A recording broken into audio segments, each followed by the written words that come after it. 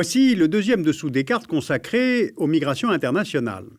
Le premier tentait de comprendre pourquoi on quitte son pays, et aujourd'hui, nous allons voir pourquoi nous avons besoin de migrants, pourquoi les États-Unis, l'Australie, l'Union européenne ont tellement besoin de ces autres qui nous enrichissent, et ce, dans les deux sens du mot.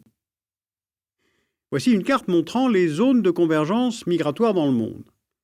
Dans l'ordre décroissant, les pays du Golfe, où les migrants représentent en moyenne 35% de la population, l'Amérique du Nord, où en 2007 on comptait 13,5% de la population, soit 45 millions de résidents nés à l'étranger, l'espace européen, où l'on compte environ 35 millions de résidents nés à l'étranger, puis viennent des États comme la Russie, l'Afrique du Sud, l'Australie, la Nouvelle-Zélande, avec des proportions moindres. Donc, premier cas de figure, les États du Golfe Persique. Ils sont faiblement peuplés, avec de forts taux de croissance économique. Ils ont besoin de la main-d'œuvre étrangère pour compenser leur faiblesse démographique. Ces migrants économiques viennent surtout du sous-continent indien, des Philippines, d'Égypte et du Soudan.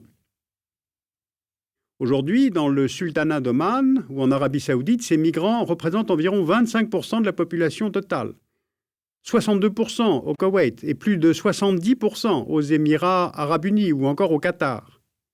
Mais comme la demande est importante, les places sont chères, et pour accéder au marché du travail de la région, les migrants philippins ou pakistanais s'adressent d'abord à des recruteurs qui les orientent ensuite vers des kafils, qui sont des intermédiaires qui leur fournissent alors contrats de travail et titres de séjour contre une somme d'argent forfaitaire. Et s'ils veulent rester, ces migrants doivent ensuite se soumettre à des conditions de vie, de travail, de salaire extrêmement difficiles. Deuxième cas de figure, celui de la Californie.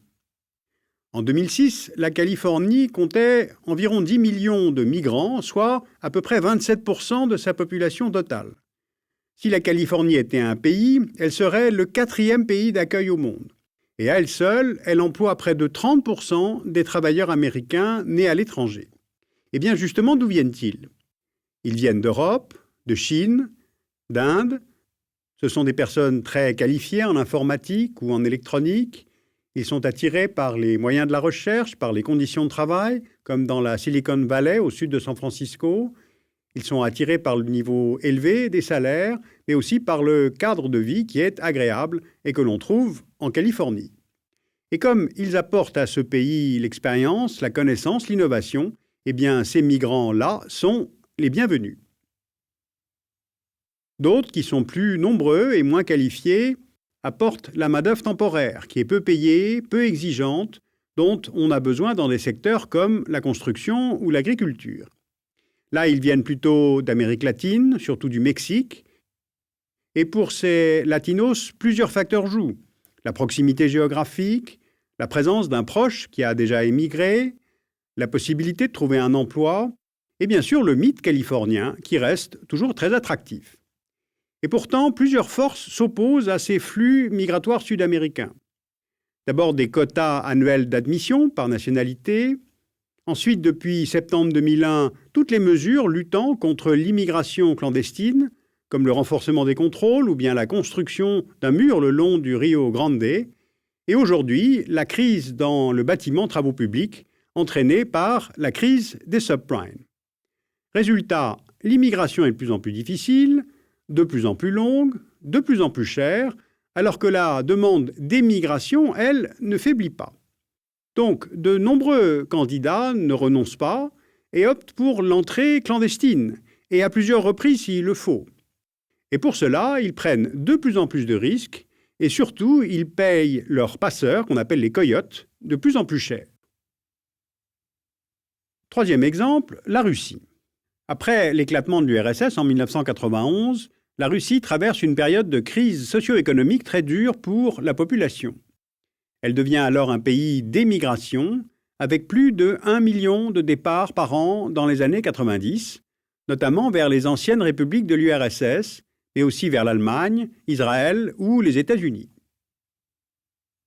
Et les choses changent au début des années 2000.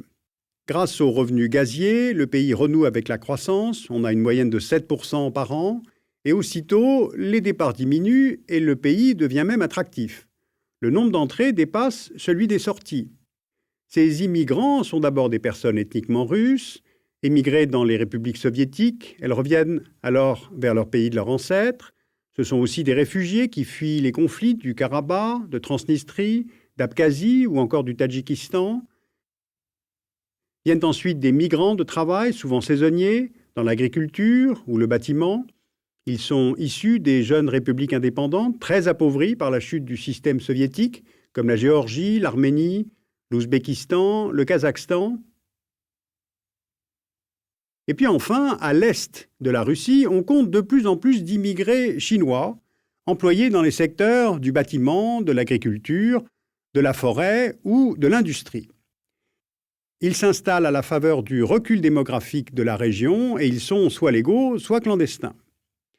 Il faut savoir que les provinces chinoises du Jilin, du Heilongjiang et du Liaoning rassemblent environ 100 millions d'habitants, alors que l'extrême-orient russe ne compte que 7 millions d'habitants. Parce que plus globalement, avec un taux de natalité depuis longtemps inférieur au seuil de renouvellement des générations, la Russie se trouve aujourd'hui confrontée à la fois à son dépeuplement, au vieillissement de sa population et donc au manque de main-d'œuvre. Une telle situation, évidemment, devrait être propice à l'immigration, mais pourtant, la Russie maintient une politique de fermeture, sauf à l'égard des migrants russophones ou proches culturellement. Quatrième combinaison de facteurs, on a l'exemple du Canada. Avec 6 millions d'immigrés en 2006, les migrants représentent environ 20% de la population canadienne, avec des variations importantes d'une région à l'autre. Moins de 4% dans le territoire du Nunavut inuit peu développé, à près de 30% dans la province de l'Ontario. Et ces pourcentages ne révèlent pas l'importance des flux, car près de 150 000 immigrés accèdent chaque année à la nationalité canadienne. Ils sont originaires de Chine, d'Inde, des Philippines, d'Iran, du Pakistan, de Corée, mais aussi de France, d'Algérie, d'Haïti, du Maroc ou bien encore de Roumanie. Et cette diversité des origines souligne deux caractéristiques du cas canadien. D'abord la situation géographique.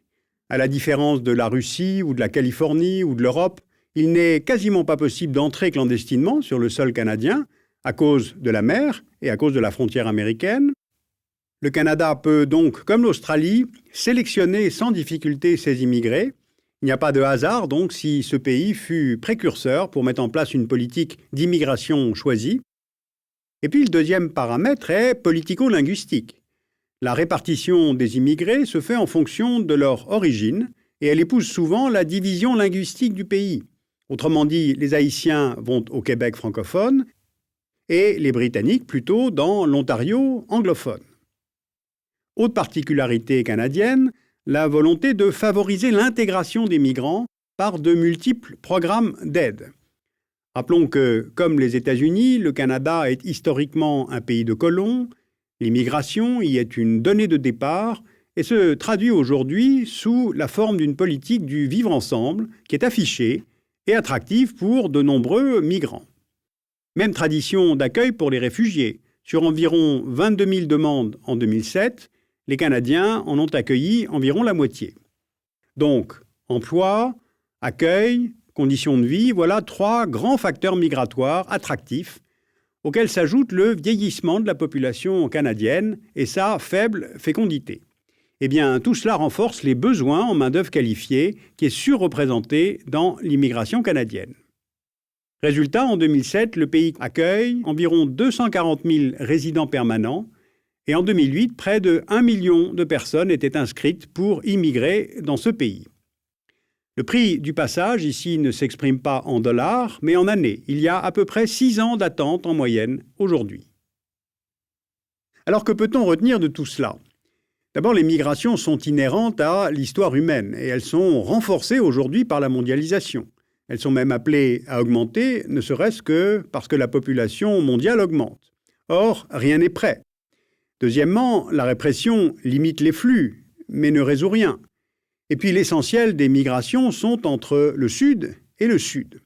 Alors dans un prochain numéro, j'étudierai la politique migratoire de l'Union européenne, Mais ce qui est sûr, c'est que la marchandisation des migrants s'accroît avec la fermeture des frontières.